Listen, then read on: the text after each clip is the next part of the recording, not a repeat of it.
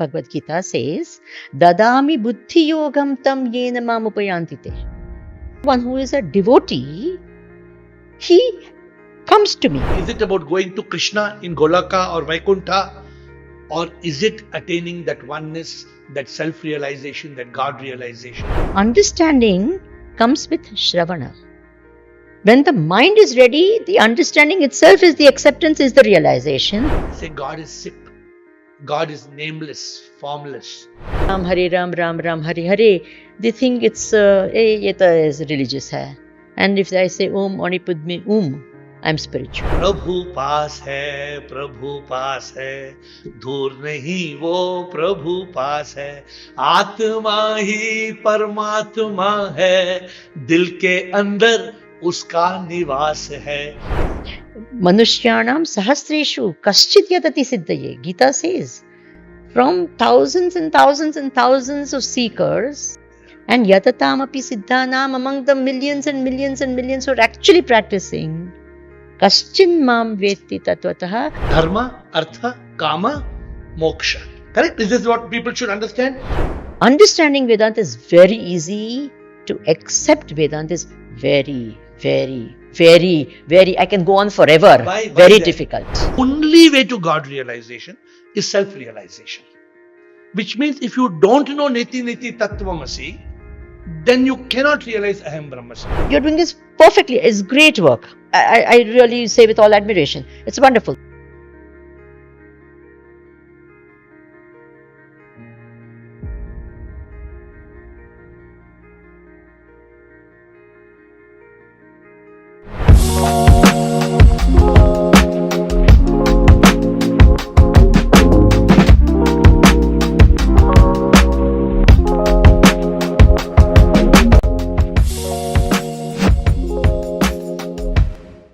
Namaskar, Swamini Vimalananda Ji, welcome.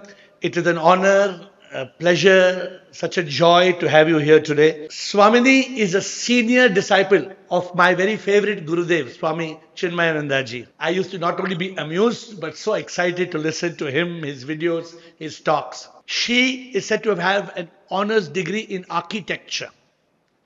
But beyond that, she shaped the Chinmaya Vision program. It's called CVP, which became the framework for our country's national education policy. So here you have a very powerful, intelligent, transformational leader who led the Chinmaya Mission educational cell for 25 years, impacting millions. Needless to say, she's a very dynamic, spiritual leader. She has a great vision, and as a visionary, she educates, she writes, she's an author, she speaks as an understatement. But having authored so many books on Vedanta, on Indian culture, going from religion to spirituality, Swamini Vimalananda Ji, whom we will refer to as Swami for short, is here today at the AiR Institute of Realization. I welcome her, and I would like to start off first letting her say a few words and then into this interesting podcast, which I am sure will be one of the most amazing discussions that you have had the chance of hearing. Swamiji. Hari Om and Namaskar, and thank you for having me here.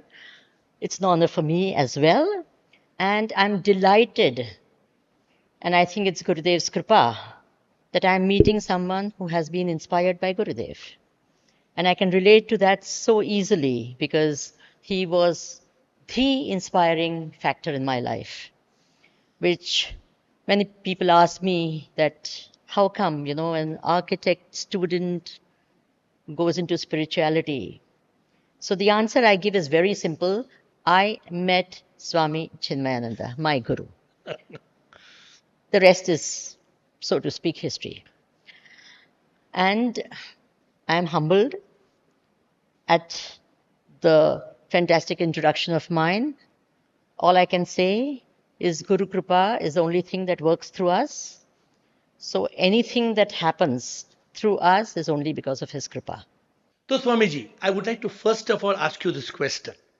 What made you said you met, the reason you got transformed is your Gurudev. Absolutely. But what was that turning point to take you from the outer world to the inner world. To put it more simply, you were in a world of architecture, an honor student.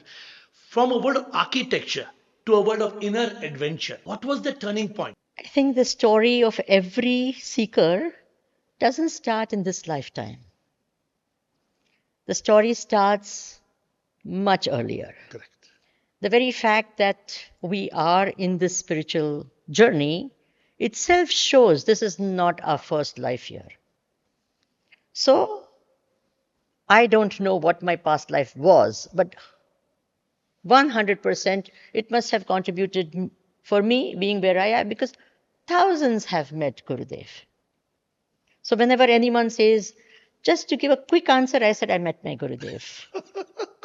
So I basically want them to not ask further, basically. Like my Gurudev took me on, he told me, he looked at me one day and said, go on a talash. Just that one word. There were about 1,000 people sitting. My Gurudev locked his eyes with my eyes. There were 1,000 people in the room. You know what I'm talking about. Dada J.P. Vaswani was my Guru. See, I'm very much familiar with Vaswani, the whole tradition and all of So he Dada. locked his eyes and he told me, talash, go on a talash. 1 year, I was wandering.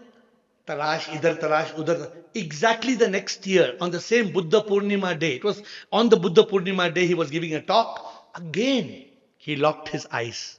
1 year later, where have you progressed on your talash? And I gave up everything. I left everything. I left my business, I left everything, and I went on. So, like that, I'm asking, was there anything that you'd like to share? Nothing so dramatic, Okay. but I'm born in a family where saints of very great stature used to visit all the time, Okay. both the father and the mother's side. Very great saints have stayed in the family. Both my grandparents have direct contact with great Mahatmas. Okay. Their gurus were great Brahmagyanis. So this sanskar was so strong of having sannyasis and sadhus and being blessed by them. Purva Janma, blessings of these great saints in my own life as a child also. Again, the family that I was born and brought up with, that whole samskaras and all of that. At one point of my life, always inquiring, extremely skeptic, not accepting anything.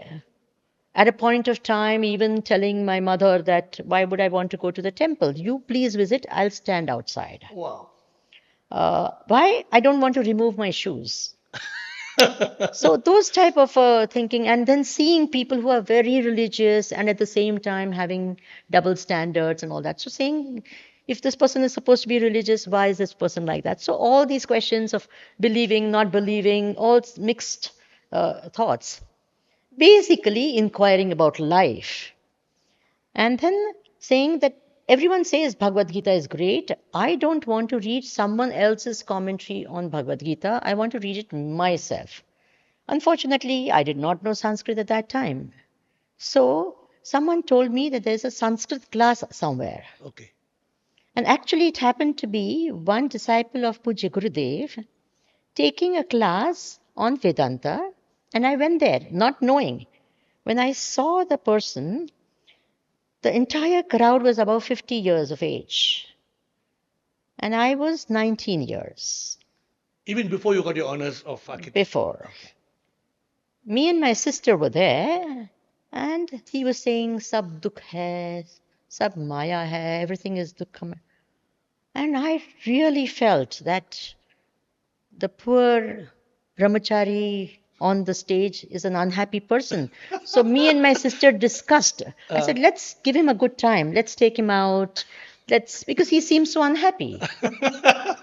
And like everyone was old and everyone's nodding away. And I said, they all look so miserable. Why are they so unhappy? They don't look miserable, but why are they listening to all this? No one is unhappy. I'm happy. We're all happy. I've got a wonderful family. I've got everything I want to. However, the grace of Guru is so strong that I went the second time. Why would I go the second time when I think like that? But I went the second time and the third time, and I kept going again and again and again to nothing I did more seriously than going to those classes. The poor brahmachari had a tough time because any word he spoke, I would catch him and ask him the question, why did you say that? Before this, you said this. Why did you not say this? And he said, I'll give you the answer the next time, because he had to think about all these things. So this went on for some time. And then, of course, I met Gurudev. And the first time on the sands of Chowpatty beach, he had his Jnana Yajna. I was sitting somewhere really in the back. And it was mesmerizing. And thereafter, the journey started, so to speak. And there, at a point of time, as one realizes who is the guru, there's a specific time when you realize this person is your guru. And that moment came. You'd never realize at that time, but something happens at that time. Yeah. And later on, I came to know this was the moment when you realize that this was the guru. Yes. So nothing so dramatic where he looked in my eyes, but... Thank you for sharing. So it's so beautiful to know that you were 19, probably when you started. Yes. Probably even before that you had an inquiring mind. Very much. A skeptical mind. Yeah. Questioning anything and everything under the sun. And at what age did you, if I may ask, leave your world of architecture and get into spirituality? 23. 23. Yes. So that's what people... Why I'm asking you this question? I want this discussion to be very casual. Why? People don't know. They feel very complicated. They think to be spiritual, they must be a sannyasi. First myth of the world. Then they think, sab kuch tyag karna hai, tapasya karna.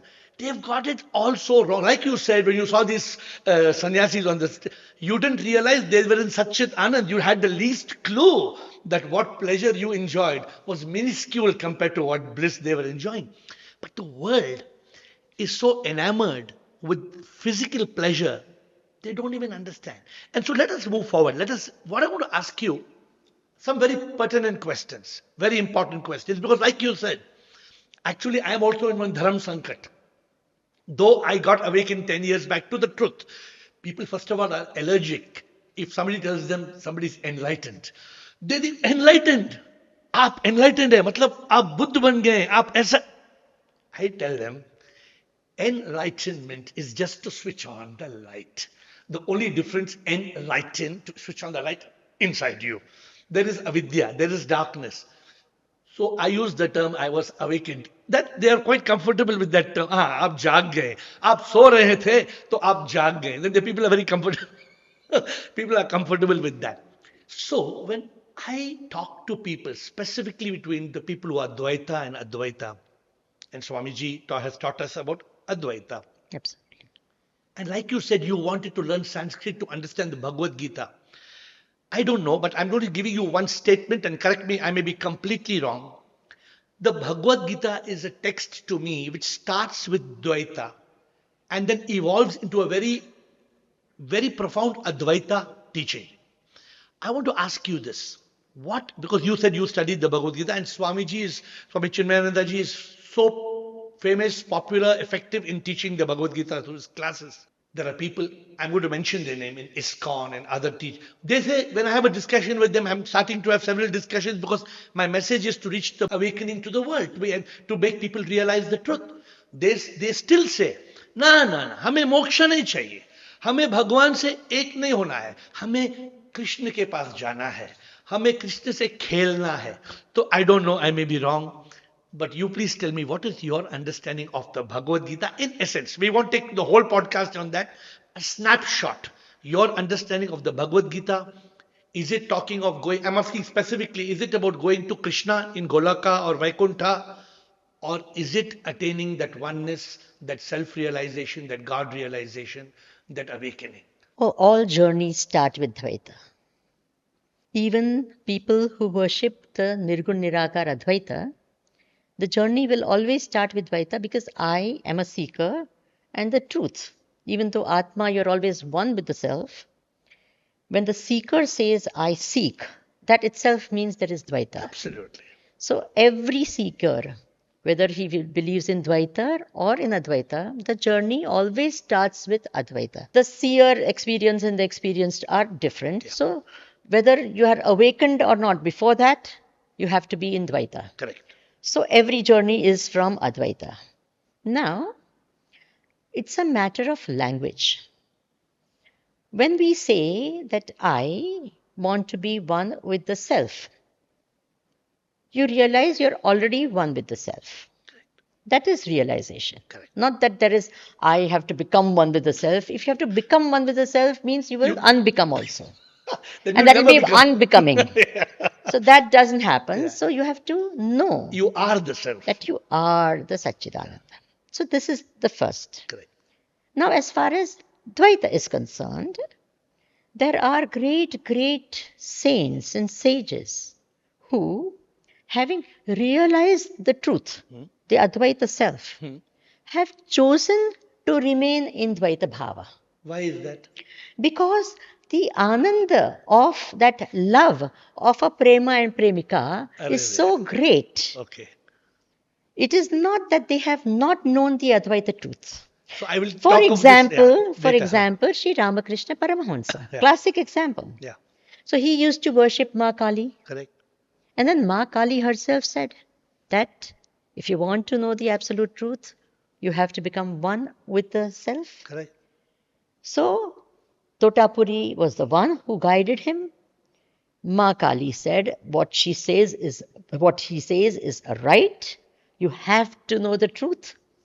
He realized his Advaita self. Okay. And yet He continued. He continued this bhava. So there are many saints who revel in the Dvaita bhava even after realizing the Advaita truth. But Swamiji. That is possible. Yeah, but no, I want to quickly question you. But they are in the Advaita realization. They already know the truth. They don't say that we will go to God and meet God. They can't advocate that. Let me explain it this way. In the Dvaita world, because I am experiencing the world. When I know the truth, there is no world. Maya. It's a Maya. However, every person that you are talking to is in the Maya. Yes. So in the Maya, there is all the possible worlds. Yes. Chaturdasha Bhuvanam. There can be Golok also. There can be every possible this. Correct. Right?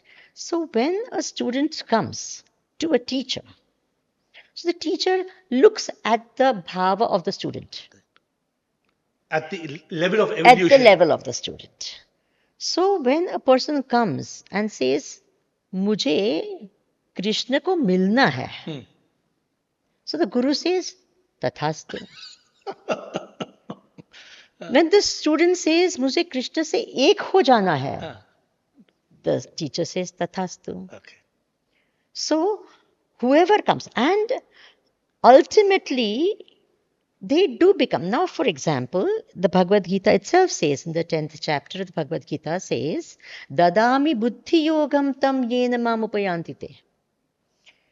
One who worships me, मेरा जो भक्त होता है, one who is a devotee, he comes to me. He maybe has darshan or whatever. I give him buddhi yoga, means the Advaita Jnanam, by which he becomes one with me. So, when they go to Golok, let's say if they go to Golok, if they meet, or even on this earth, if they have darshan of Bhagwan, then depending on their want, Bhagwan says, okay, I give you the Advaita darshan or Advaita Jnanam. Shabri is a classic example. Shabri, what did she want? उसके गुरु ने कहा कि भगवान राम आएंगे, he will come. That's it. She doesn't know who is this Ram. Her faith is only in the Guru. So she keeps on preparing for him to come, and she becomes old also. And then Bhagwan, of course, takes care of all this bhakta. So he comes. He gives him her darshan. And he eats all the bear, all the story we all know. When he leaves from there, Bhagwan Rama, Shabri sits to meditate. There is nowhere written that Bhagwan Ram taught her how to meditate. Atma Gnan diya. Yes, kuch aata hi nahi aise kuch. But she meditates, she attains moksha. So what did he do? His darshan gave her this knowledge. She sat, she realized the self, she became mukta. What you're saying is very profound. But we will get a little specific. Yes. See, you are an authority. You must not let this matter be ambiguous. So I'm requesting you, let us be clear absolutely on this matter. My saying is bhakti. Bhakti में है वो शक्ति जिससे मिलेगी मुक्ति. Which means I built a Shiva temple when I was a Shiva Bhakt. I was a Shiva Bhakt from 8 years old. I got a vision. Swamiji, I had no money, I had no land, I had no architect, I had nothing. When one man came and told me he'll build this temple, Kashinath. Oh, Kashinath, we know him. He's the one who built our this even in Yeah, the Dinabandhu temple. He's not able to replicate this statue himself. 10 people have authorized him, please make this Shiva statue. We want this picture. He cannot do it. So all I'm saying is, my bhakti took me from Om Namah Shivaya, Shivoham, Shivoham. My bhakti took me from, Oh Lord Shiva, I bow down to you, to Lord Shiva, I have attained you within me. So I'm going to come back to the Bhagavad Gita in a moment, but I'm asking you a very direct question.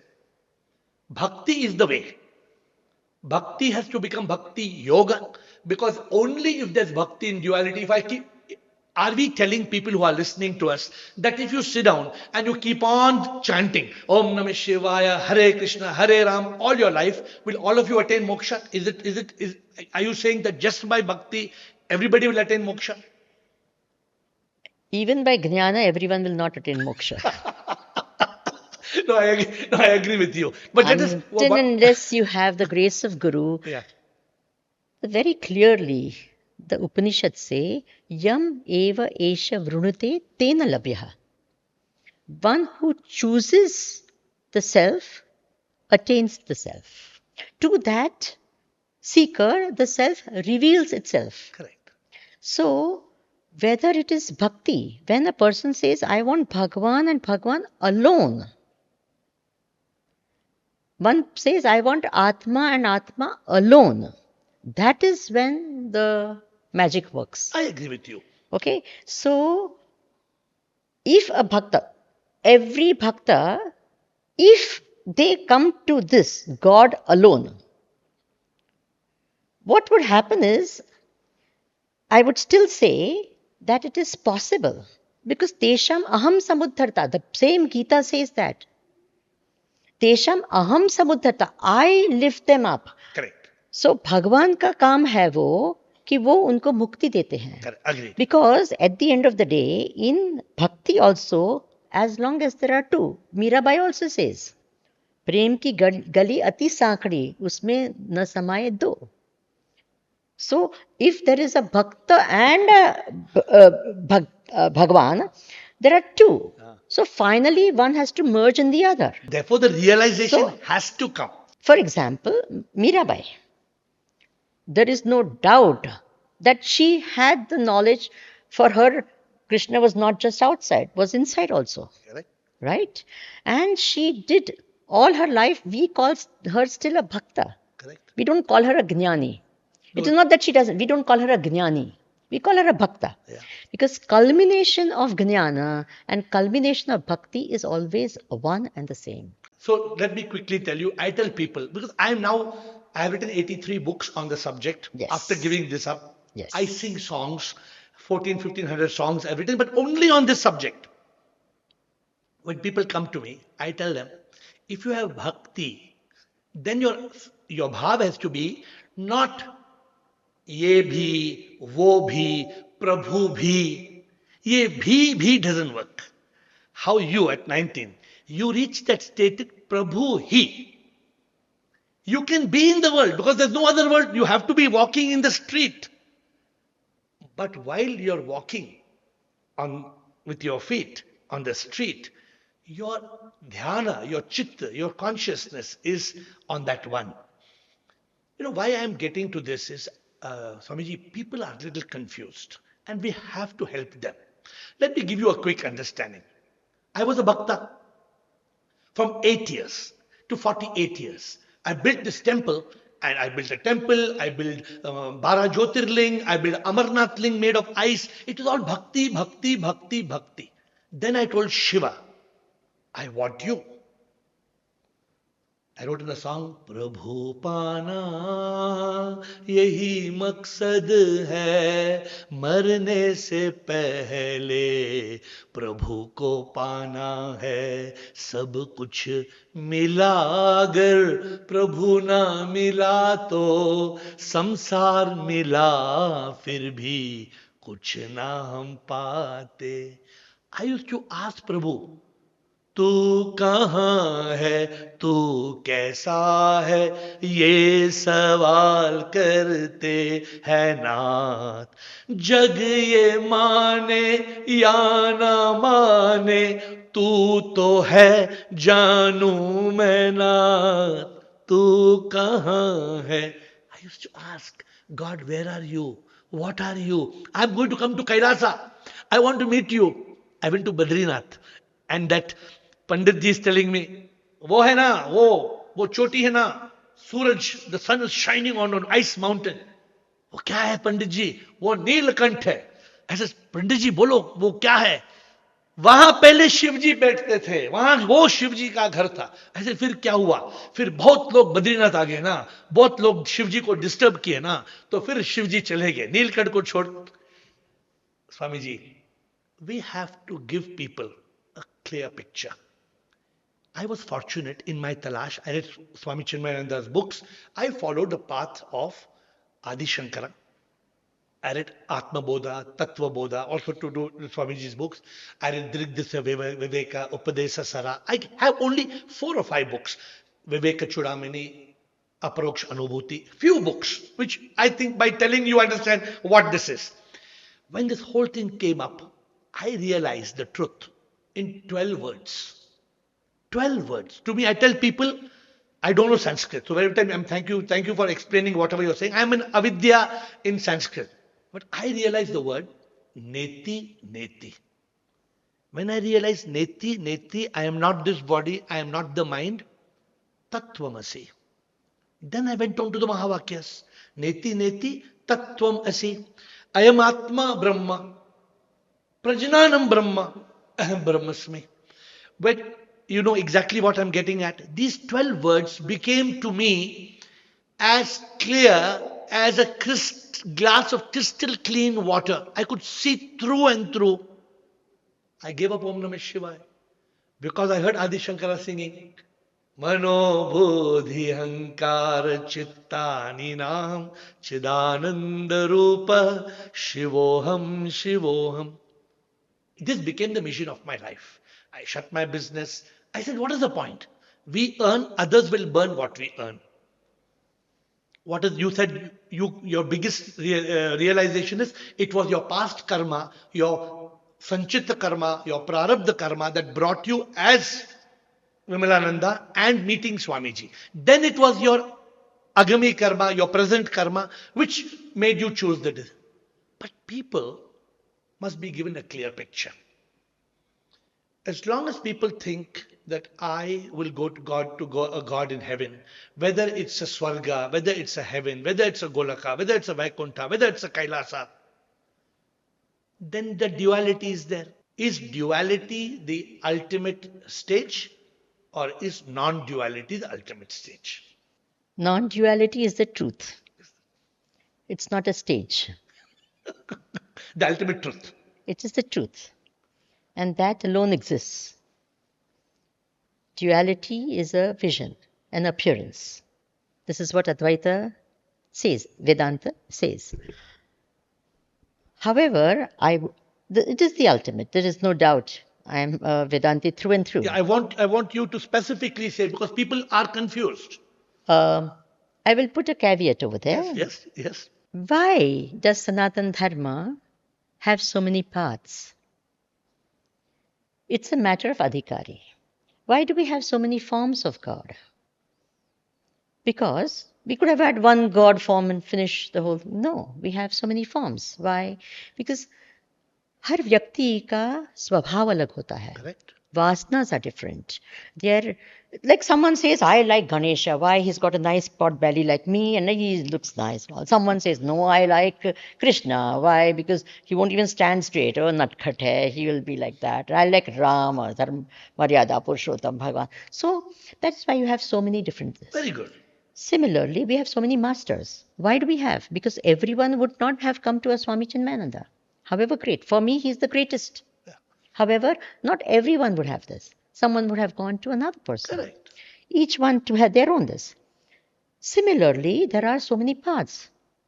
Now, not everyone is able to appreciate the Advaita truth. Yes. It's impossible to straight away do it. It is not, it is difficult. It is, see, the sadhanas of bhakti, of karma yoga, etc. are easier. The sadhana of Vedanta, Advaita, Jnana Yoga is Shravana, Manana, Nididhyasana. Correct. This is the sadhana. Correct. So, unless the mind is ready, if you have heard Puja Gurudev's talks, he keeps talking about Karma Yoga as a means to purify the mind. Absolutely. Right? So, it is extremely important. So, someone can take Kundalini Yoga, someone can take Dhyana Yoga, someone can. There are so many. So, these paths are given for that. Yeah. So, it may not be possible for everyone to appreciate Advaita or even walk the path. I have found this so often that people listen to Advaita Vedanta. Because I have been speaking on Advaita Vedanta for the past 35 years. They listen to Advaita Vedanta, they appreciate, they understand, but they do not accept. I make a distinction between this very much. They go back to bhakti. They need not to really, go back. Not really. Let me get this a little bit. For example, when we tell someone that you're intelligent, so what happens is not only do they understand it, they accept it at the same time, and they'll say thank you. You know, there's no gap between the understanding and the acceptance. Correct. Right? You're intelligent? Yes. So they have understood also and accepted at that moment. Now you tell them, you're Satchidananda Brahma. They have understood, but they have not accepted. So this understanding comes with Shravana.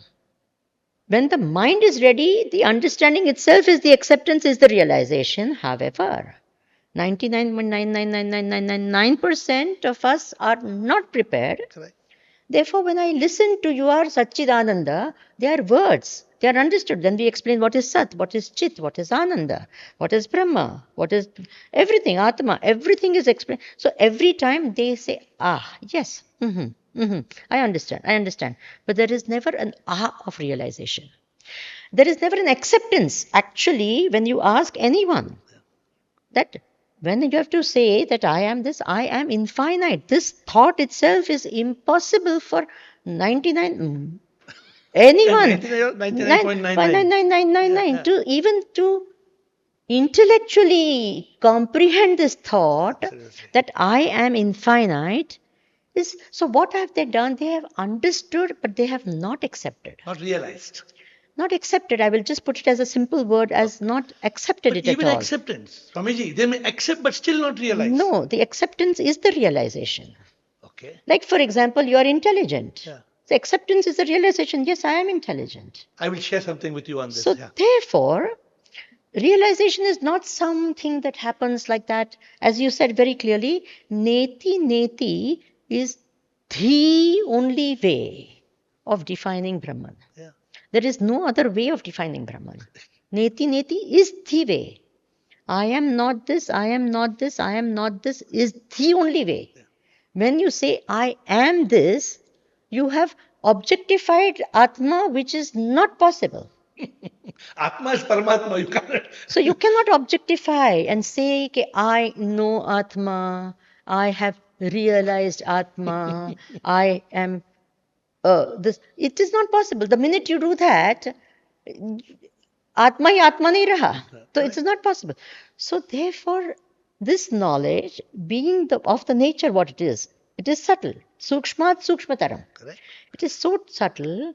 So what happens is, for the general public, let us say, we do recommend saying, please sadhana karo. Your sadhana can be anything. It can be bhakti sadhana, it can be jnana sadhana, it can be yoga sadhana. Correct.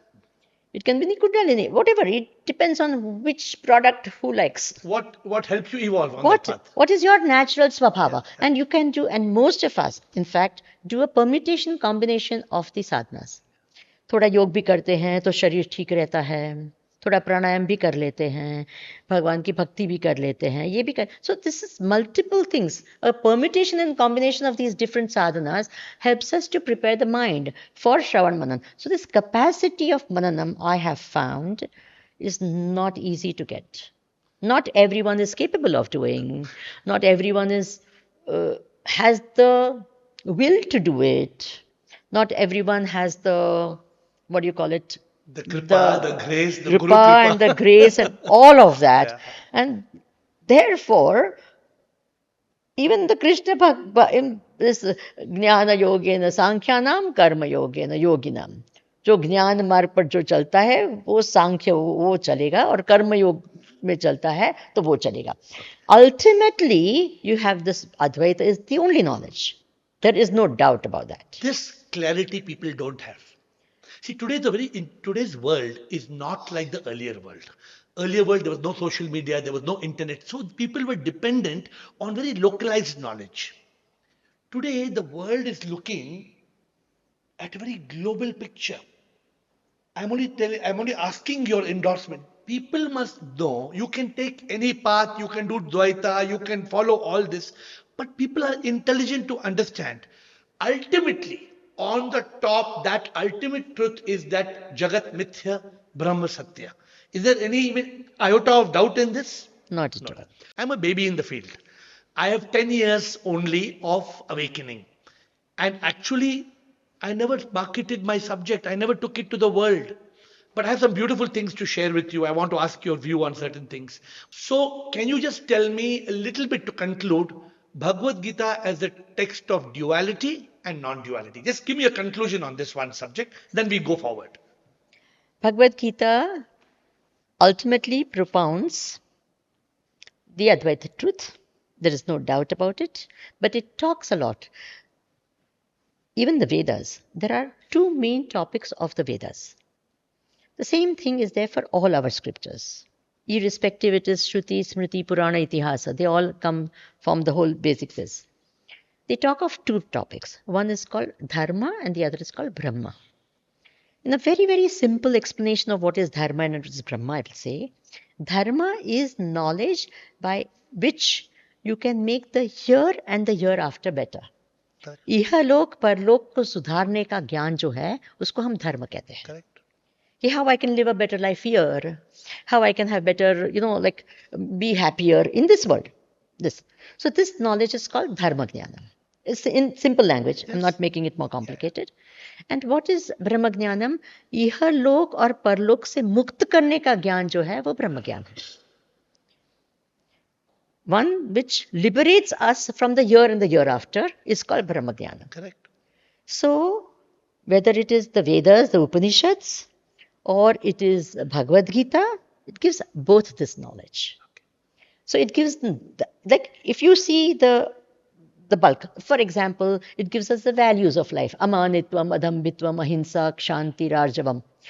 तो वो सब क्या करते हैं? हमारा यह लोक सुधारता है. Correct.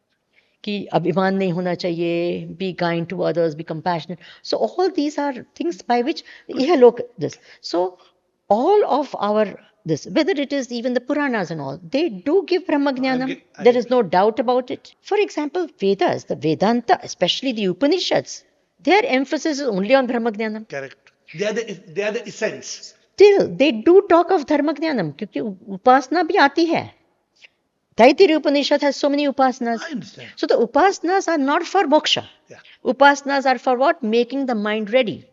Sadhan chatushtaya, prapta karne ke liye, to make that mind ready for Brahma Jnana. No, very beautiful. So similarly in the Bhagavad Gita, there is both Dharma Jnanam and Brahma Jnanam. But clearly the way of Bhagavad Gita is to start with your Dvaita and ultimately reach Advaita. There's no doubt about it. Absolutely no doubt. So just to conclude what you're saying, that's why the Purushartha tells us Dharma, Artha, Kama, Moksha. Correct? This is what people should understand. Purush Artha. पुरुष का अर्थ यही है कि धर्म से शुरू करो, अंत में मोक्ष पाना है. Beautiful. So can we move forward? Absolutely. I want to share something very beautiful with you, Please, since you please. said, you talked about how Miraji said that दो नहीं रह सकते. So when I teach people, and I teach people in a very practical manner. So I'm going to quickly tell you how I teach people. I tell people to understand neti. I teach them, when was your birthday? When they give me their birthday, I say, no, you were kicking in your mother before that. They say, I was kicking. I make them understand practically. So when were you conceived? I was conceived 9 months before. What were you at that time? That time sharir to nahi tha. There was no body. Then I asked them, is your mind round like a ball? They say, no, it's like for fluffy. I said, that's the brain. Where is your mind? Have you seen color of your mind? Size of your mind? Nobody has seen mind. Because mind doesn't exist. Mind is a bundle of thoughts. It appears when thoughts appear. When you're in Satchitanand, then there is no mind. Mind becomes Chitta. So I try to make them understand. So this is only, I tell them death. I tell people, मौत की सच्चाई क्या है, हम कभी ना मरते हैं, हम तो इस शरीर से मुक्त होते हैं, जब ये तन मरता है, हम तो अमर आत्मा है, आत्मा कभी ना मरती है, एहसास जब होता है, हम तन मन्ना संसार से मुक्त होते हैं. I try to explain people in a very practical, because to understand Sanskrit and Upanishads and Bhagavad Gita one lifetime, even the help of a good guru, an enlightened master, it's so difficult. And I'm in a rush to try to help people to seek, to become jigyasus, to become mumukshus. So I tell people, like you said, you can have dhyana yoga. When you get up in the morning, be still, silent. Then you have bhakti yoga. Sing bhajan, kirtan, go to temple. Then go to karma yoga. Don't keep on desiring what Krishna says in the Bhagavad Gita. Phal ki ichha mat karo. Be a karma yogi. Surrender whatever you're doing for Prabhu. And then do jnana yoga. So I have a Zoom call every day 8 o'clock. Hundreds of people come on Zoom to ask live questions. When I was going through one yoga to another yoga, trying to be a yogi, trying to be in that union, that state of being united, was very difficult, because bhoga is attracting us. And I tell people, yogi jo yog mein sada hi rahe, prabhu ke yog mein rahe. One day, Lord Shiva, when I was praying to Lord Shiva in this temple, I sing in the temple, one day I was telling him, मेरे दिल में बस एक तुम ही हो, तन मन में और कोई नहीं हो, ऐसा हो जाए बस एक तुम ही हो, इतना भर दे के और कुछ नहीं हो. I was singing. And very interesting, I want to tell you this. And then I sang, है ये आस्था मुकम्मल तुम ही हो, जीवन में मेरे और कुछ नहीं हो, कन कन मेरा तुम बस तुम ही हो, और कुछ भी आए जगह नहीं हो, मेरे तन मन में मुकम्मल तुम ही हो, बस एक तुम ही हो, बस एक तुम ही हो. I was crying, shedding tears in entreaty. Shiva, I love you so much, I want you. Then he gave me a gift. He said, not only dhyana yoga, bhakti yoga, karma yoga, jnana yoga, he gave me a gift of prema yoga. He told me, hey, hello, मैं तो सब में हूं, सब में प्रभु को देख के सबसे प्यार करना, प्रभु को पाने के लिए एक ही है रास्ता, सबसे प्यार कर लो, प्रभु से प्यार कर लो. He told me, अरे बेवकूफ, Prabhu, I am Atma, and every individual has, even your pet dog that comes and licks you is me. The one who's wagging the tail is me. And then I got awakened to this prema yoga. Then I told people, now it's very easy. Either you live in bhakti yoga, karma yoga, jnana yoga, dhyana yoga. If you can't do something, go do prema yoga. Love God in everyone. But people must understand. You go and tell somebody I love you, you will get one slap on your face. People don't understand the true meaning of love. But you know, what I'm saying is, every human being has a right to be enlightened. Do you agree? I'm not saying they will be, but every human being has the right to be enlightened. Do you agree that a dog cannot be enlightened, or you think even a dog can be enlightened, or you need a Manush Janam to be enlightened? What is your saying on this? If you have the kripa of Raman Maharshi, he could make a monkey enlightened. Huh. Otherwise, only in the human birth you will get Only in the enlightened. But this is very unusual what you're saying. Yes. So then now tell us a little bit more about Swami Chinmayananda's key teachings for people who are listening to us, who want to be jigyasus, who want to be Jivan Mukta. Few key, just principle, 2, 3, 4 principal teachings of Swami Chinmayananda which you would like to share. Puja Gurudev Swami Chinmayananda was a very, very, very great Mahatma, a skeptic, a Deshbhakta, freedom fighter, who had to run away from the British for a long time, keep his, he was chased by them. For a year, he was incognito. Okay. He was jailed many times. There was one time when he was jailed, he was almost dying of illness in the jail. And they said, we don't want one more person dying in the jail, give a bad name to them. So they just threw him on the roadside somewhere. A devotee came, someone came, saw him lying over there, took him home. They didn't know who it was. And that was a Christian lady, and very humorously, you know how Gurudev's humor was there. Her son had died recently, and his nose was like Gurudev. So Gurudev says, I was saved by my nose. I was saved by the nose. So he, brought him back to, good health and all that. And he, at one time, he was a journalist. He was a very, very good journalist. And he said, let me expose all these swamis and all the, वो सब ढोंगी होते हैं. This was his thought. So he went to Rishikesh, met Swami Shivanand Maharaj and said, I'm a journalist and I want to explore what you people do. Swami Shivanand Maharaj was a great, great Mahatma. So he says, please stay here for as long as you want. Gurudev just went to interview, stayed for 6 months, read every book under the sun in the library, did lots of satsang, went back and forth, and all. And finally took sannyas from Swami Shivanand Maharaj. Swami Shivanand Maharaj, a great, great, great master, said, look, I am not your guru. Gurudev was sent to Swami Tapon Maharaj in Gangotri. In those days, there was no vehicle. He walked there. Swami Tapon Maharaj said, Gurudev said that Shivanand Maharaj sent me to you. He says, how do I know that? He says, no, he sent me there. He says, do you have any proof of that? Go and bring a letter. My God. देखो, गुरु होते हैं, कसौटी करते हैं. So he walked back. That time, no vehicles. He walked back, got a letter, came back. देखो, they said, to show his one sincerity. alone. No, I want the truth alone. ये जिज्ञासा नहीं होती तो कहाँ मिलता? Yeah, very good. And he stayed for years with Tapan Maharaj, again going back and forth. Then one day he was sitting on the banks of the river Ganga, and he had this vision. Gangaji does not just, flow in the Himalayas. She goes to the plains to bless mankind. I am blessed with this Jnana Ganga. I have to give it to everyone. I have to share this knowledge with everyone. In our country, the knowledge of the scriptures is just not there. No one knows.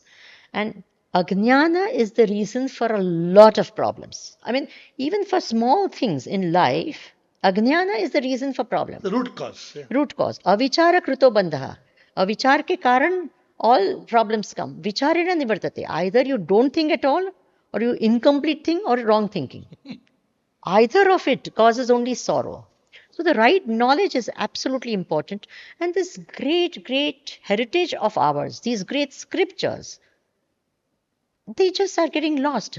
People have to go to the Himalayas or go to gurus to get this knowledge. And it's not available for just every ordinary person. And therefore, he decided. So he told his guru that, look, this is my vision, this is what I want to do. So Tapovan Maharaj said, to leave this beautiful, pristine glory of the Himalayas, and kahan wo gutter mein jana hai wapas? He says, no, but this is what I want to do. So his guru told him that 1 year, go walk around the country, see the pulse of the people, understand what exactly is their need, and then talk of this knowledge. This is exactly what Pujya Gurudev did. He walked all around India. And then in Pune, his first lecture in a small little Ganesha temple, he jokes and says that there were three people, including the speaker. And one of them was a Muslim. But he is, as you know, such a powerful and a great speaker. He had 100-day yajna. By the end of it, not only was the temple full, its veranda and everything full, the whole lane, they had to put mics in the whole lane, and people were listening. And then he went here, there, and its history. He went all over the world and did the prachar of the Upanishads. Initially, he used to only take the Upanishads. Then he realized that this knowledge is such that it's going to be difficult for people to this. And therefore, he started the Bhagavad Gita as well. And then all the Shankaracharya texts, the Vivek Chudamani, etc., all of these texts, he started giving Jnana Yajnas. His main thing was the Jnana Yajnas. Then started the Chinmay mission, where people like us were trained. And then he even, social service projects. We have hospitals, we have all sorts of the Chinmay Organization for Rural Development, a lot of wonderful. We have about 100 schools and colleges. Now we have a university, Chinmay Vishwavidyapit. A lot of other work, social service work, and a lot of things are happening. Education is a big thing that's happening. But, of course, the main purpose of the whole Chinmay mission is to spread the knowledge of Vedanta. That is the core and the heart and soul of the mission's work. Beautiful. So, Pujya Gurudev, his teaching is what? Vedanta. It's not anything of his own. He always used to say, it's nothing of my own. I am teaching Vedanta, the knowledge. And of course, we belong to the Shankaracharya Parampara. Yeah. And naturally, Shankar Advaitha Vedanta is what we speak about. But the way he spoke it, he appealed to the intellectuals. Were it not for him, someone like me would not have been attracted. If someone had just said, okay, you have to believe only and not question, where he kept on saying question, think. And he would joke and say, longer the beard, more the skepticism you must have. More you should question.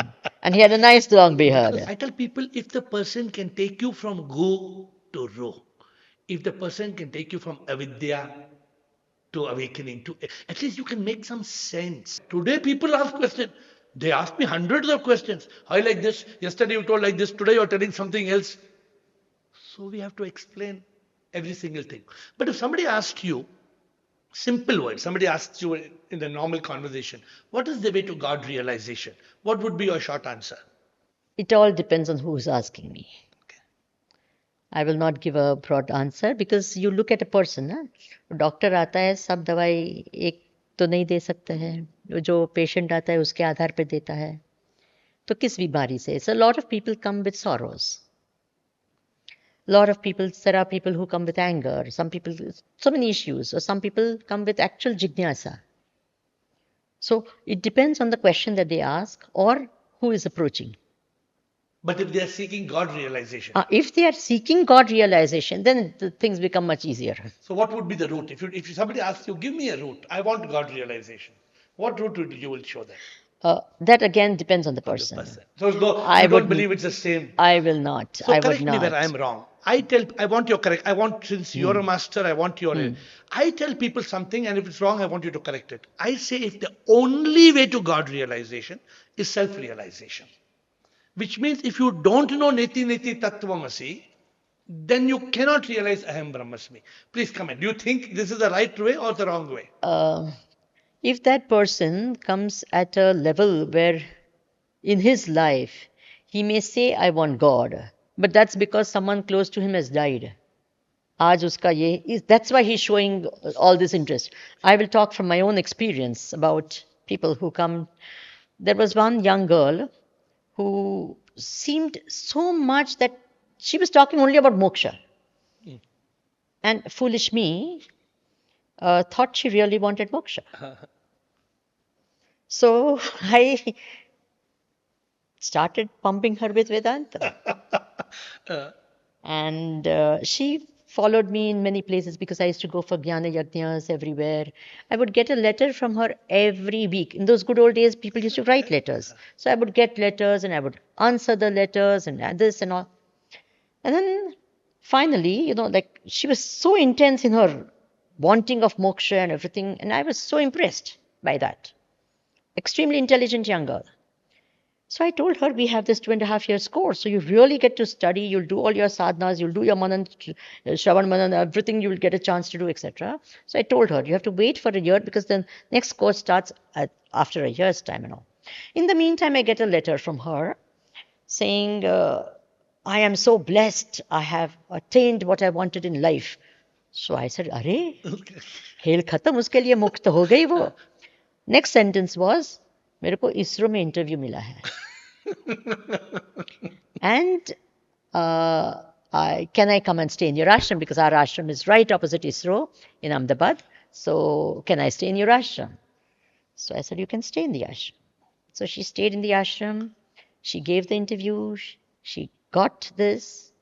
After that, I didn't see her for 6 months. So therefore, even when people say they want moksha, it doesn't. Remember, Manushyanam sahasreshu kaschit yatati siddhaye. Gita says, from thousands and thousands and thousands of seekers, actually some of them actually practice. And yatatam api siddhanam, among the millions and millions and millions who are actually practicing, कश्चिन माम वेत्ति तत्वतः कोई जोड़े. तो इसलिए जब हम कहते हैं कि when person is coming for God realization, it is. I agree. I completely So agree. therefore, when a person is actually, it may be some other problem that they have that they are coming to you for, and you say do Shravan Manan Nididhasan, तो क्या है? Vedanta is shurasya dhara. It is not an easy this path for everyone to walk. A safer path. What I tell people normally when people come is, I said, तुम साधना करो पहले. Any sadhana, whatever. Any sadhana. You take up a japa. 10 minute japa. Now, right now, our condition of the majority of this country's, let's say the Hindu population or whatever, if you want to call them, we were given a choice. The Sanatan Dharma gave us a choice. Ki you can do this sadhana or this sadhana or this sadhana or Jnana Yoga or Parakarma Yoga, whatever. We were given a choice of doing these different things. Now, the choice was between doing this and doing this. The Hindus thought that the choice was between doing and not doing. And what do 99.99999% do? Not do. Correct. You think a person without this sadhan chatushtaya to get moksha is impossible. It is only talk. Yeah, I agree. It is only इधर के लिए बोलने के लिए.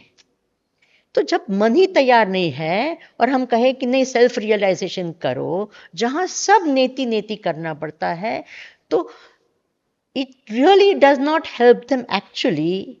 It in fact वो realise तो नहीं करते हैं और साधना भी नहीं करते हैं. वो मन तैयार करने के लिए जो साधना आवश्यक होती है वो भी नहीं करते हैं. इससे बेहतर है कि तू बैठ बेटा आधे घंटे के लिए 5 मिनट. मैं तो my thing is so minimalistic. मैंने कहा every day 10 minutes compulsory and exclusive God time. This is right now so called my formula. Because 10 minute कौन बैठता है भाई? Let them sit from 10, then 15, then 20. हाँ, पहले तो 10 करो ना. 1 साल के लिए 10 करेंगे ना तो you will see the change which is drastic. तो इंस्टेड ऑफ सेइंग बड़ी चीज है कि सेल्फ रियलाइजेशन, मैं क्या कहती हूँ 10 मिनट. एंड वो भी कहती हूँ अलार्म रख के करना, नहीं तो वो 10 मिनट सिर्फ देखते लेंगे 10 कब हो गए. सो आई से 10 minute, don't worry, you just sit 10 minutes and that is compulsory and exclusive. What is the compulsory? As I said, even if you are tired, even if you are bored, even if you are sick, No getting up. even if you hate God, still do the 10 minutes.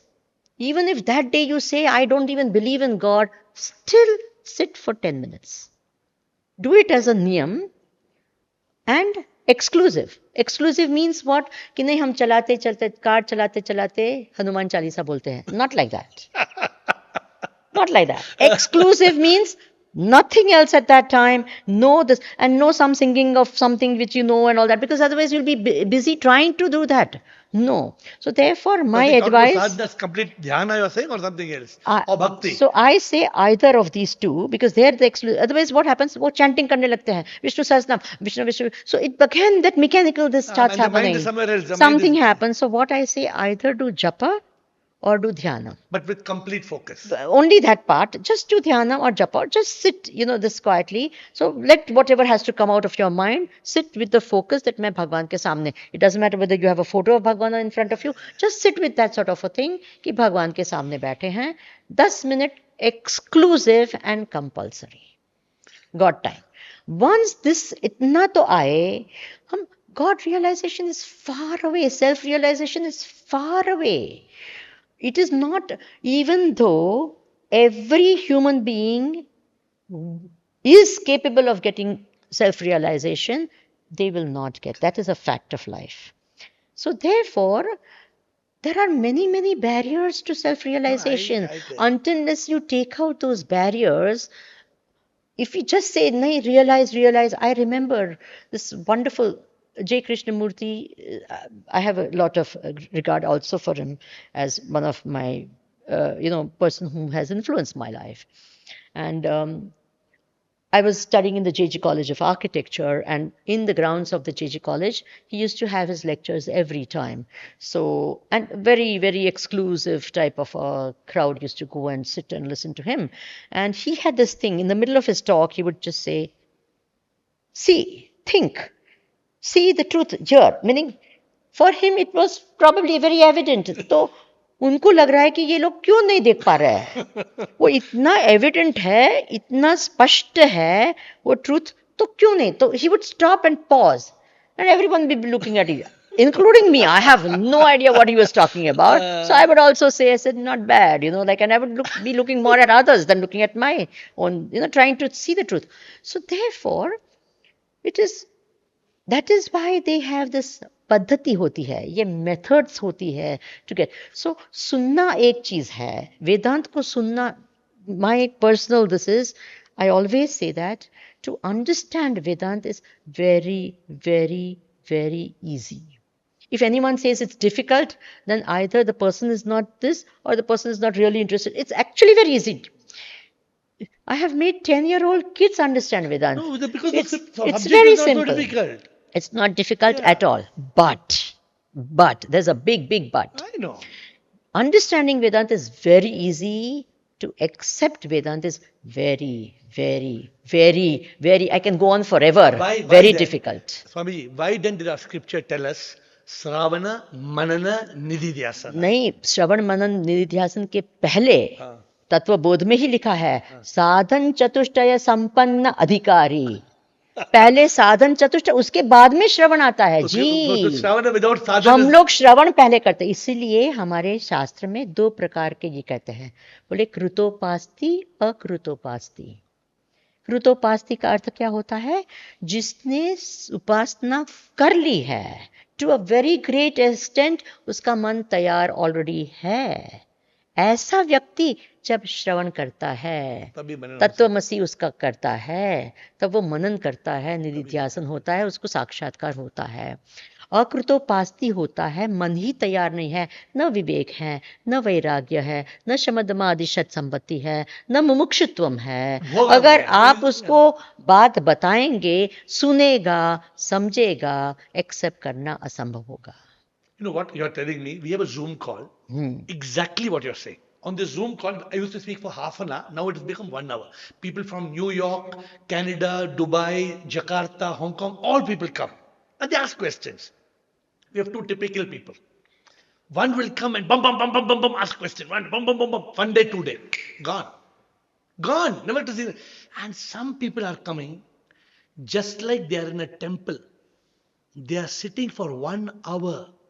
Every day. I really get touched. What sadhana? This is to sit 1 hour without missing a day. But you know what you're saying is very true.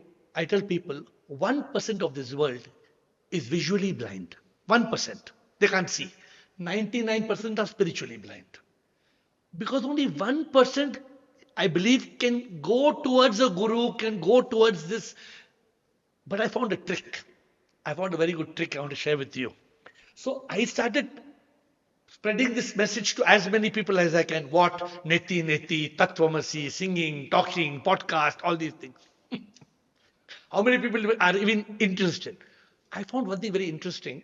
In my journey of life, I had a lot of achievement. Money, this building this mall, kids camp, blah, blah, lot of money I made.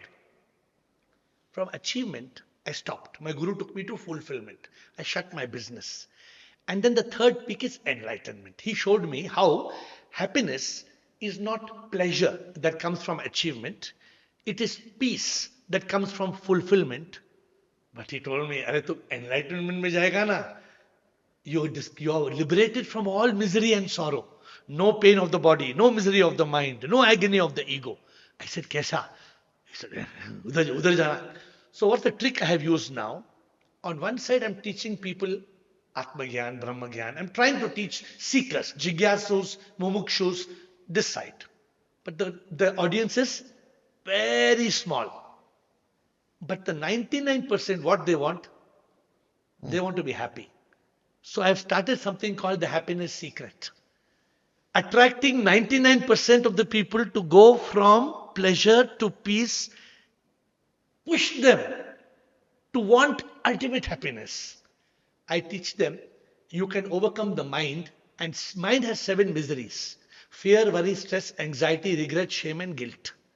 Ego has 7 monsters: anger, hate, revenge, jealousy, pride, greed, and selfishness. I teach them, अरे ये सबसे मुक्ति मिलेगा. So now there are a lot of people wanting that. So probably by like showing a child an ice cream and then bringing the child home and making the child do homework, maybe it is that strategy. I don't know. My mission is very clear. Till I am alive, I tell I am Ladi. Ladi means I am living as a divine instrument. मैं क्या करता हूँ? Today I am talking to you, like we both said. Are we prepared a conversation? There is no. I tell people, when you realize, you don't have to memorize.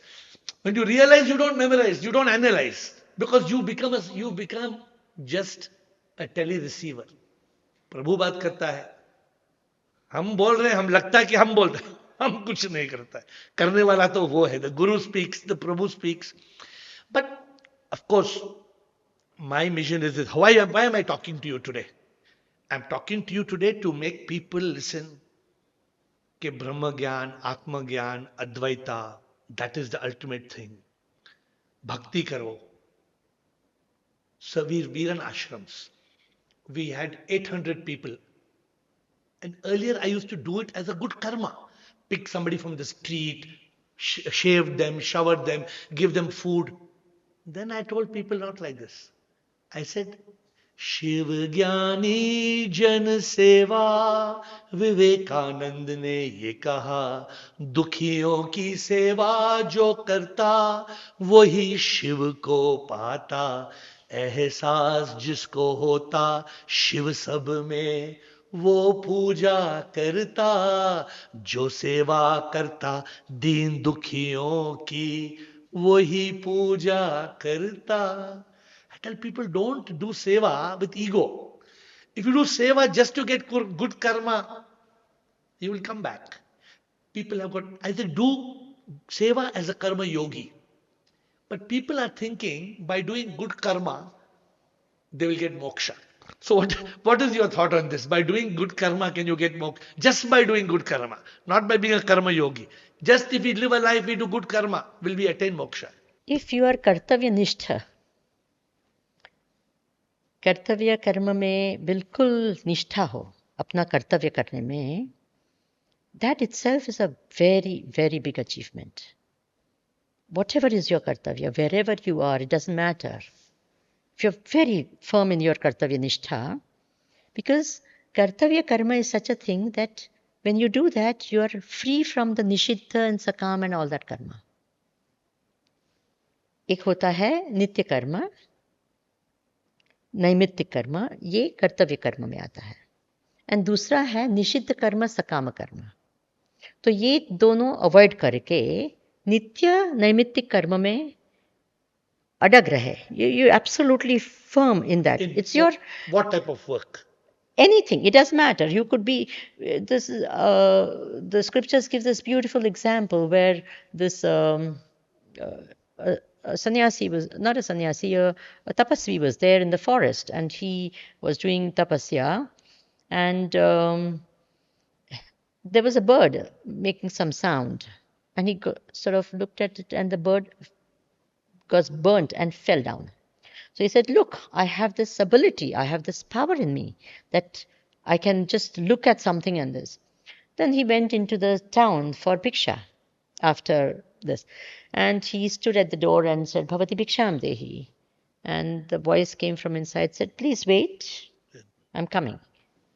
Adha ghanta nikal gaya, and then the door was opened, and he was mad by that time, half an hour. And in his mind, this thought was there that, look, this is the power that I have. The lady of the house who opened the door and saw his angry face said, I'm not like that bird that you can burn.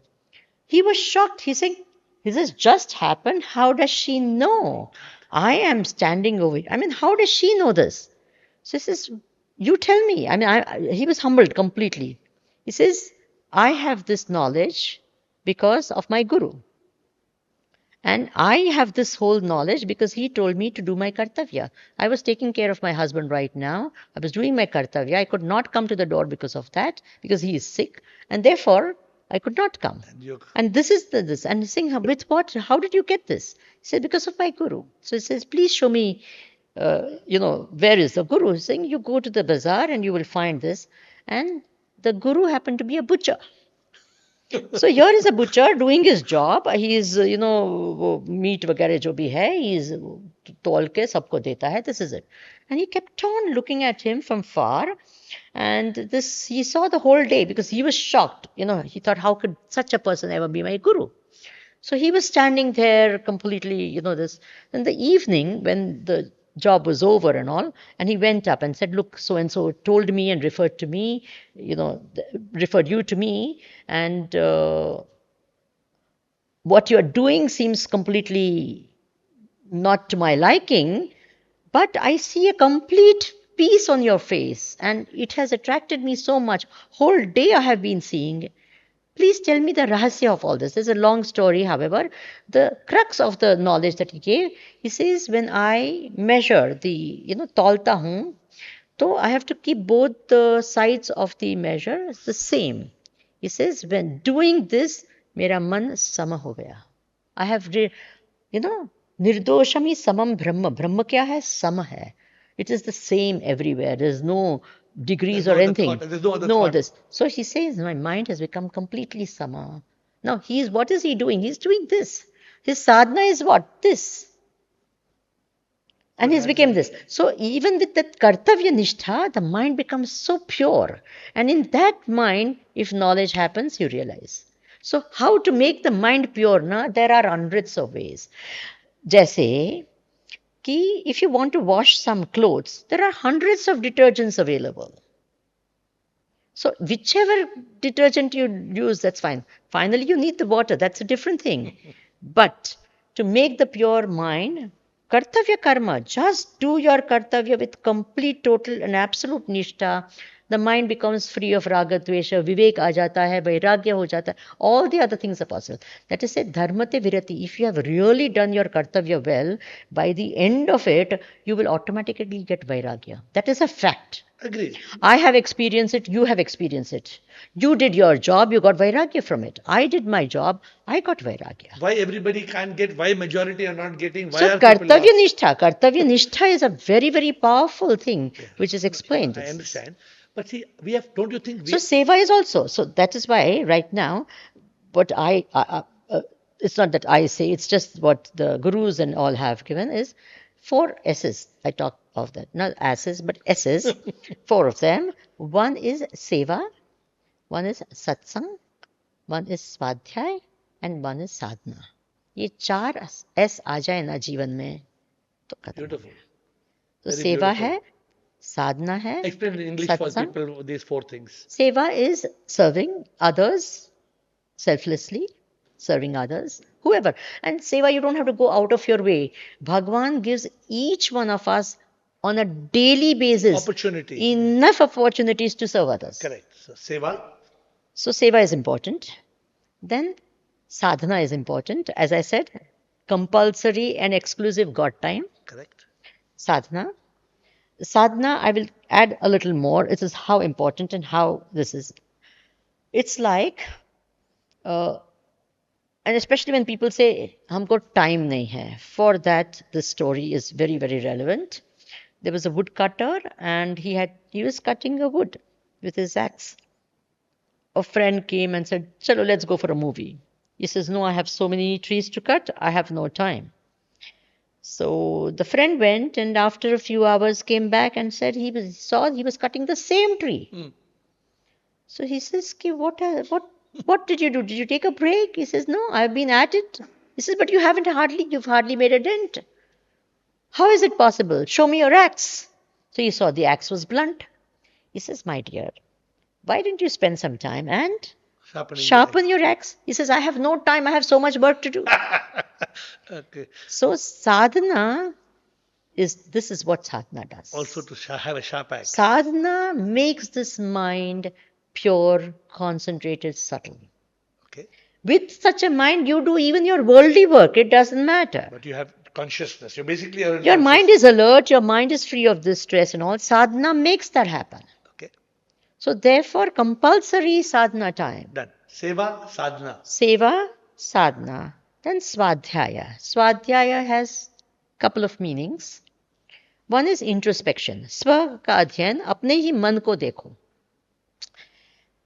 This is a very, very wonderful thing to do because only when you look inside you understand क्या है. I always say कि भगवान ने बहुत ही अच्छी बात की है कि no one can see each other's face. Because if they could see each other's face, no two people will sit next to each other. क्योंकि अंदर क्या पड़ा है सबको पता है. So, we know what's there in the mind.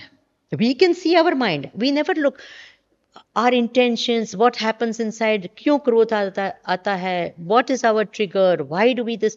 So if you really look inside, a lot of things happen. It allows this mind to, speak and say what's happening inside and all. So Swadhyaya one is introspection. Swadhyaya. The other is study of the scriptures because the study of the scriptures are like seeing a mirror. So when you look there, actually you're not looking there, you're looking here. Okay. So when I read the Gita or study the Gita or anything, it's actually Swakadhyan. So, and that takes you to the Swadhyaya of your own, taking you to your own true nature. Satsang will help because if you're going to study on your own, you may misunderstand and you won't even know whether you've misunderstood. And satsang, you mean only bhajan, kirtan, satsang? No, satsang means a talk and all that. So where you listen to someone speaking on a daily basis. So in case, satsang ka effect kya hota hai? Hamara bhram chala jata hai. Wrong notions that we have go away and all. It's a very beautiful story of Hanumanji. Hanumanji went to Lanka. Lankini was the immigration officer. He says, visa dikhao. He says, there's no question of visa. I've got international diplomatic this. Because I'm a cosmic doot. A doot of Bhagwan Rama means I've got universal visa, not just your this. So he says, Lankini said, you're a chor. Bhagwan said, mujhe chor, your boss is a chor. He kidnapped Sita ji and you're telling him. And he gave her one blow on the head. Now, Hanumanji's blow can be so powerful. She went completely knockout blow it was. But then she got up and she said, thank you for the satsang. It changed her. She resigned there itself. She gave her resignation there and she says, now, why? This blow of yours, all the false notions in my head went away because of this blow. What does satsang do? All the wrong notions go away. Avidya is relevant. Satsangatve nisangatva. All the wrong notions go, or we get detached from the false, etc. All these things happen through satsang. In the presence of a great master, I have experienced that. All in the presence of Gurudev, what all great things happen. My Guruji, who taught me, many great masters at whose feet whenever I've sat, I've understood this absolute beauty where things become so clear, mind becomes so free of all this tensions, etc. and all. So that is also very important. So satsang is important, That is nice. swadhyaya is important, seva Seva. is important. You know, All the four S's. all the four S's are Very extremely good. important in Very- life. I wanted you to And elaborate so that's- people can enjoy. A lot of people think religion is very important to realize God. Rightfully so. Without religion, a foundation. So I tell people religion is a kindergarten. The university is spirituality. Because all religions may be good, but like we leave kindergarten and school and we evolve. I don't know how you would look at it, but like a game of pole vault, when we are running with the pole and we want to jump over that, we have to leave the pole to jump over. How would you look at it? This is my way of looking at religion being very important. So I tell people who ask me, I say, you cannot attain God without religion, and you cannot attain God with religion. I tell them you need to start with religion to reach that state of realizing the truth of. I don't even call God God anymore. I call God Sip, supreme immortal power. Because if you tell me God, I think of Shiva. Somebody thinks of Krishna. Somebody thinks of Ganesha. I've changed the name. I say God is Sip. God is nameless, formless. So I want to ask you that question because when people sing Hare Krishna, Krishna Krishna, Hare Hare. I tell them, Prabhu paas hai, दूर नहीं वो प्रभु पास है, आत्मा ही परमात्मा है, दिल के अंदर उसका निवास है, शिव भी वही राम है, हनुमान वही घनश्याम है. This is my way of telling people, but I think it's very important for people to evolve from religion to spirituality. But how you have changed my views in so many ways today, you have got a we are both on the same, absolutely same path, but the way you look at things is so different and so beautiful. And I have been aligned to so many beautiful things from your talk today. Tell me what you think about religion before we close. How important is religion for enlightenment, for God realization? This is my ultimate question to you. What happens in time, unfortunately, words take on connotations which have a different meaning. Now, for example, the word religion and spirituality, typically, it's nowadays a fashion to say, I'm spiritual, I'm not religious. And I have a complete objection to this whole thing. And people pride. And if they are going to say Om Hare Ram, Ram Ram, Hare Hare, they think it's ye to is religious hai. And if I say Om Anipudme I'm spiritual. So there's a lot of all these type of what do you say? I am not a very great fan of these type of statements. But practically. So now when normally, that's why I'm saying these terms have taken on a connotation. Correct. It need not have been there, such connotations. Somewhere in our mind, deep inside, is this notion that religion means rituals and this, which is not really like that. But it has become like that. So, and that's what I'm saying, the connotations have, and I mean, to say that if I'm doing pranayam and yogasana or something like that, that I'm being spiritual, or if I'm only doing Vedanta Vichar, then I'm spiritual and all. Somehow, this thing doesn't set well with my thinking. What is your way of looking at it? Yeah. So, even now, even though you say, I am not talking about religious, you still say Shivoham. Why do you even use the word Shiva? Correct. Yeah. You could just have dropped the word Shiva. Correct. Tattvamasi Right. could be, you could have just used Absolutely. But still you use Shivoham. Because we have, for 40 years, I'm conditioned Exactly. to that. Then why do we object to the spiritual, the religiosity? Yeah. So according to me, I do not want to put down this word's religiosity. And another thing, now let me even give you this religious. So let's what do you call it? Analyze or just break up this thing. There is something called a sampradaya, and there's something called dharma. Okay? Sampradaya means what? If I have to translate it, is a religious sect. Because of a better word, I don't have here a better word, so I would give it the word. Religious sect. A religious sect, S-E-C-T, religious sect. What is a sampradaya? A sampradaya is something which has been started by a person in time in history. So it starts at a time. There's one founder. There is a particular book that it follows, or a particular scripture or a siddhanta, principles that it follows, and a particular code of conduct. Correct. When all of this is there, we call it a sampradaya. Basically religion. It becomes like a religion. Ism. Let me just put it as an ism. Okay, ism. Yeah. So, for example, you have Islam, started a period of time by a particular person, a particular book, particular Christianity, all of it will come, Jainism, Buddhism, etc., etc. Yeah.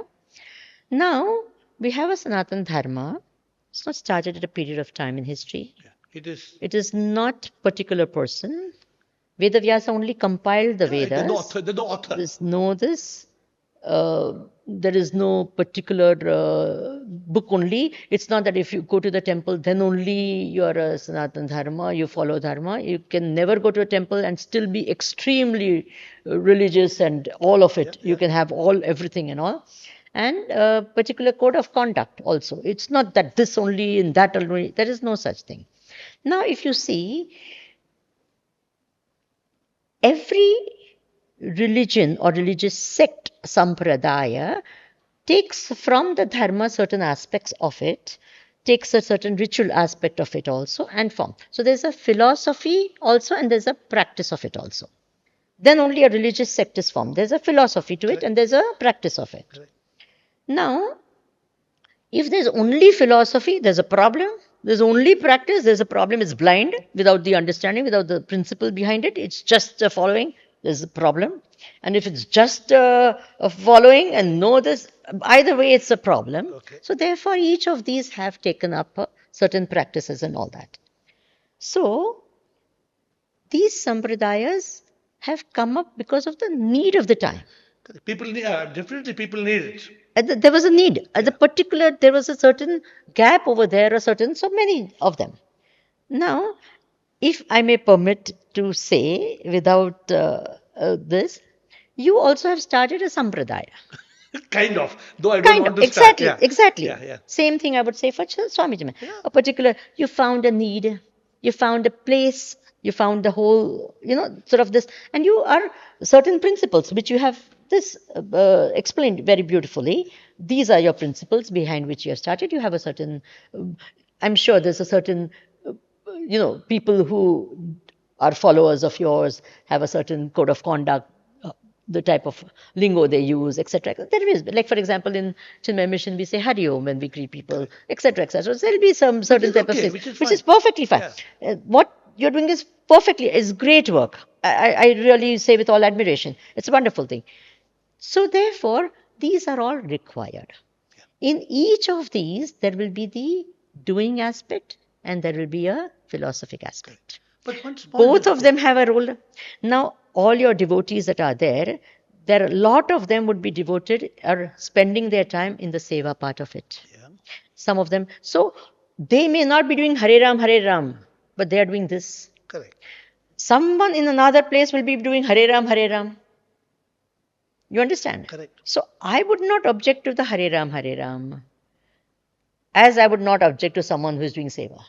Because as far as this is his way of the practical aspect of it. Because 24 hours manan to karne wale nahi hai. You have to So live. rest of the time, what are you going to be doing? So one will do Hare Ram, one will do puja, one will do paranam, one will do japa, one will do this, one will do all of these, one will do a combination of this. So different aspects of these sadhanas. So therefore, uh, I would not hasten to say, because even now, let us say you sit as an enlightened person, you say that, look, now I don't, I'm this. Yet you spend your time doing certain things. Gurudev, Swami Chinmayananda, there is no question he was a Sthita Prajna. He was an enlightened soul. He was a Brahmagnani. Zero doubt in my mind. What did he do? He taught, he served. He dedicated his life Dedicated his life. Yeah. Exactly. So therefore, even rituals. I remember the Vishnu Sahasranamas. I have sat in his Vishnu Sahasranama Archanas. He would, and there used to be a huge audience of people who would be doing this, and he would be completely lost in this.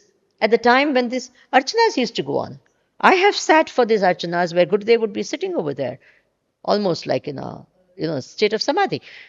But they're happening in his presence. He used to be having them. So therefore, even after, I know of a great saint called Swami Akhanand Maharaj, Advaiti of a great, in Vrindavan, he used to be there. And towards the end of his life, he would have people, when people come to meet him and all that, and then they would be sitting there and all, instead of anyone doing this, he would ask them to read the Ramcharitmanas. Very, very great souls. They would be doing kirtan. They would ask this ki chalo baitho, chalo kirtan karo. So therefore, all these religious practices, if you will say, they do not become redundant at any period of time. Yeah. So it doesn't matter. Even if they have realized the soul, वो पारायण करते थे. इतने महान संत हो गए कि उनके अद्वैत की तो उनकी निष्ठा की कोई बात ही नहीं कर सकता है. ऐसे सिद्ध पुरुष, like भगवान रमण महर्षि.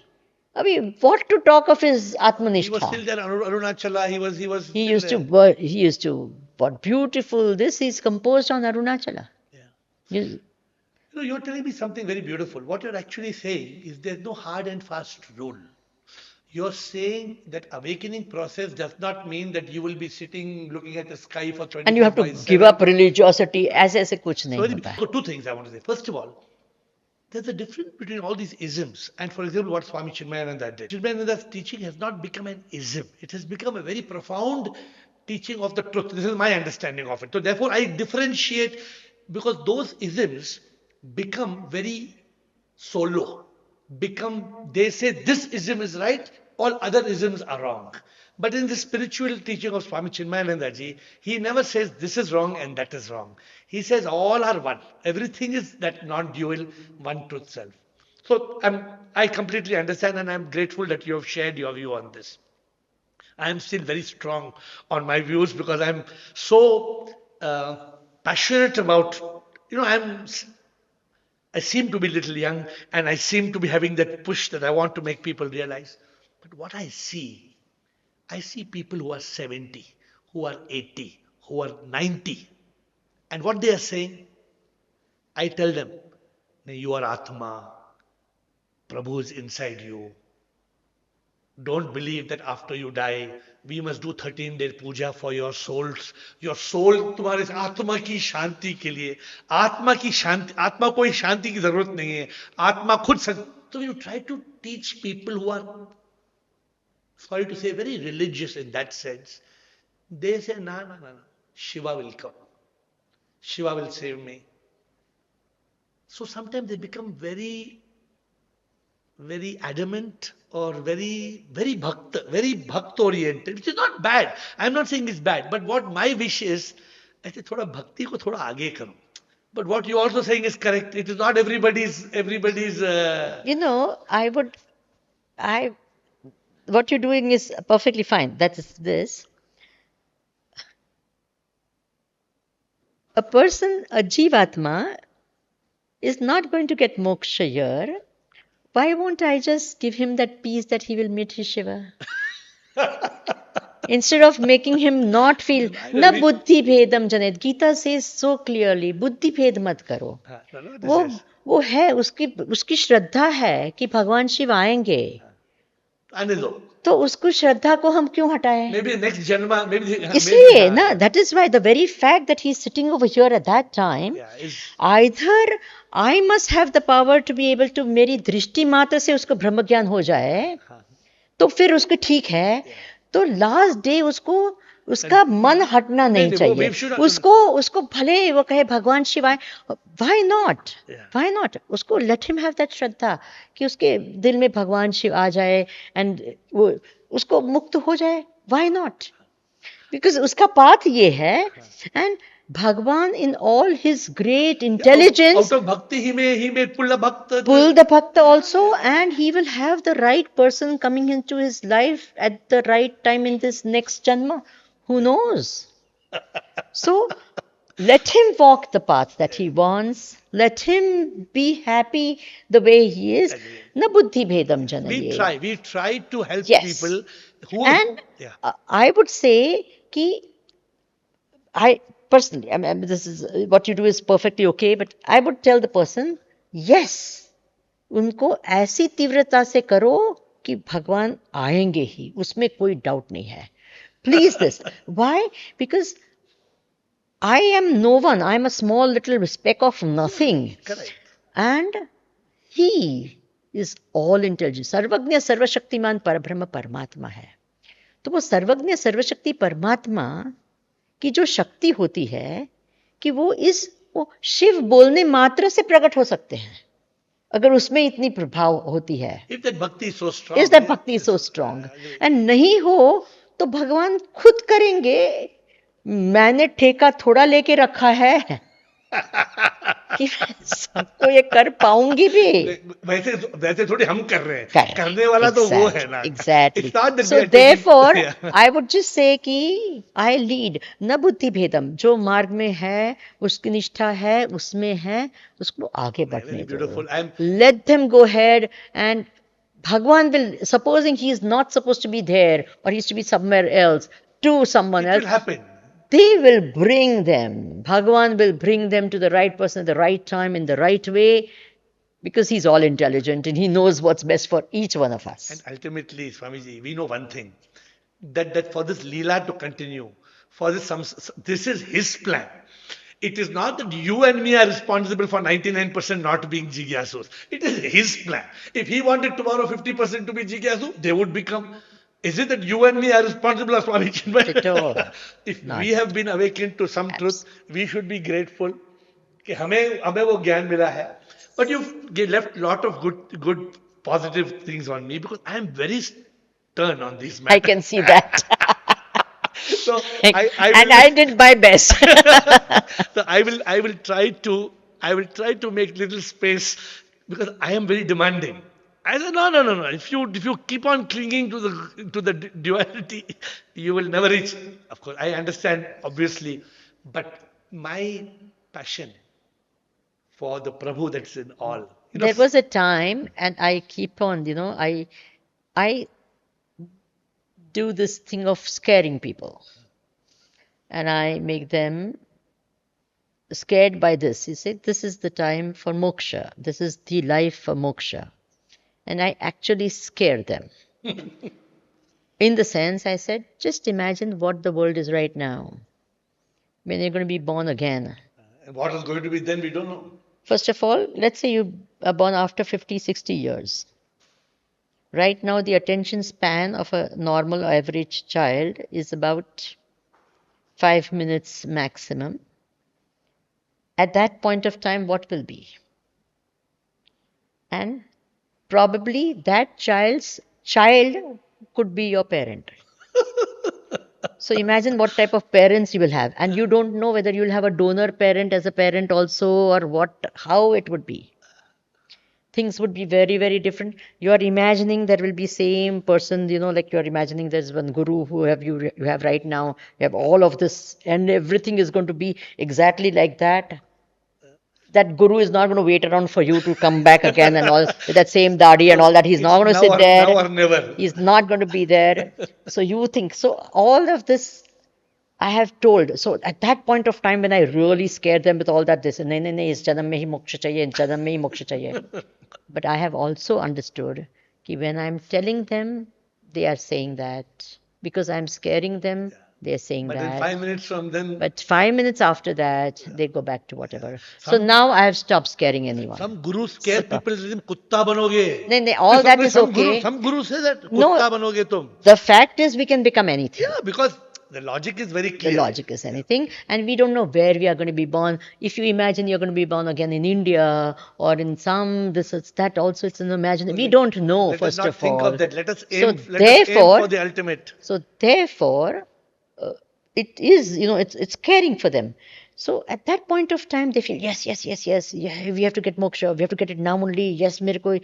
They say also and all. And I feel happy कि हाँ, he feels. But I know, in a little time, it just goes away. So therefore, I have now stopped scaring people. No, let us try to get people. No, I talk about, because after all, at the end of the day, Vedanta is my heart and soul. Vedanta is the only thing I live for. Vedanta is the only knowledge I know. I don't know anything else. I have nothing else to share with the world. You are a shine. But you are a light that's shining, and I wish that your light continues to shine on as many people as you can. I'm new to the subject, but in the last 10 years, I have dedicated myself completely. I'm very clear. I want to help people to go towards this. I'm trying to help people to realize the truth. It's not difficult, like you said, to understand, but realization, I tell people Pirlu. First there's purification, then illumination, then realization, then liberation, then unification. Try to put all the modern mantras, try to get people into some seeking. I say, what you earn, others will burn. Why are you earning? Is it that more money equals to more happiness? No. Why you're running in this world? People are not understanding. So I've tried to create some methods, and I hope maybe it's good to have met you. Maybe we'll get a chance to meet again and see how we can help people. Yeah, the objective is, what is the objective of this conversation? Help people. I tell people, open your eyes to realize. Open your real eyes. Don't just go on. thank you very much for having me. Hari Om, Thank you so much. namaskar. It was such an honor and so nice speaking to you. My dear friends, I hope you enjoyed this conversation with Swami Vimalananda Ji. She has taken the trouble of coming, and she is a very, very enlightened person with the blessings of Swami Chinmayananda. If you haven't heard Swami Chinmayananda, you must. And of course, she is a very active follower, and she spreads his teachings and her own realization. I hope you enjoy this conversation. Thank you for patiently listening to the video. And if you have questions, if you want to contact me, just WhatsApp me on 98451 55555. WhatsApp India 919845155555. 55555. But if you want to get answers to your questions, then come on Zoom, and the Zoom ID is on your screen. Every day at 8, you will find answers to all the difficult questions of life. See you there.